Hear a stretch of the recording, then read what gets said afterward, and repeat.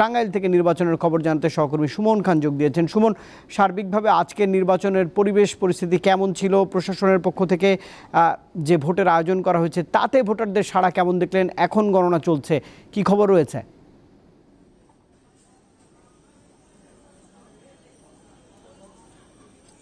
প্রথমে আপনাকে ধন্যবাদ দিতে চাই, কারণ আমি সকাল থেকেই সেই ভোরবেলা এসেছি।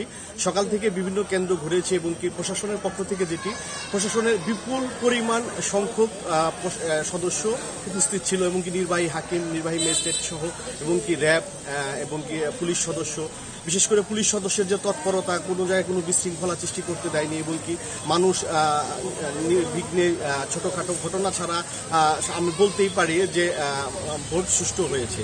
কিন্তু একটি তথ্য আপনাকে জানিয়ে রাখি, সেটা হচ্ছে আমার টাঙ্গাইলের 3টি উপজেলাতে আজকে নির্বাচন, কালীহাতি, ভুয়াপুর আর ঘাটাইল।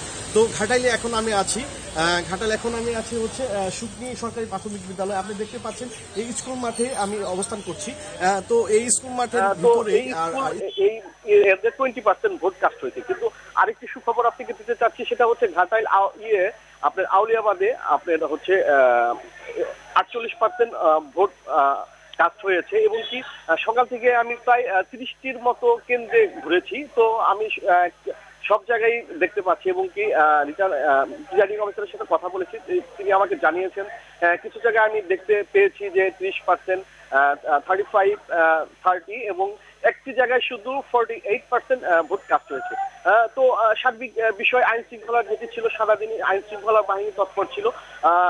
ছোটখাটো ঘটনা ছাড়া, যেমন কিছু এজেন্টদের সাথে বাকবিতণ্ডা হয়, তাছাড়া কোনো ছোটখাটো ঘটনা ছাড়া বড় ধরনের কোনো অপ্রীতিকর ঘটনা টাঙ্গাইলে হয়নি। তো সুষ্ঠু নির্বাচনে হচ্ছে বিজয়ের মালা কে পড়বে সেই অপেক্ষায় আমরা থাকবো, ভোটের মাঠে থাকবো। তো পরের বুলেটিনে আরো আপডেট জানিয়ে দেবো আপনার মাধ্যমে। তো এই ছিল রুবায়েত আমার কাছে টাঙ্গাইল থেকে সর্বশেষ তথ্য। রুবায়েত। দর্শক, খবরেই জানাচ্ছিলাম যে 156 উপজেলায় ভোট গ্রহণ চলছিল। সহকর্মীদের কাছ থেকে দেশের বিভিন্ন প্রান্তের খবর আপনাদের জানানোর চেষ্টা করছিলেন।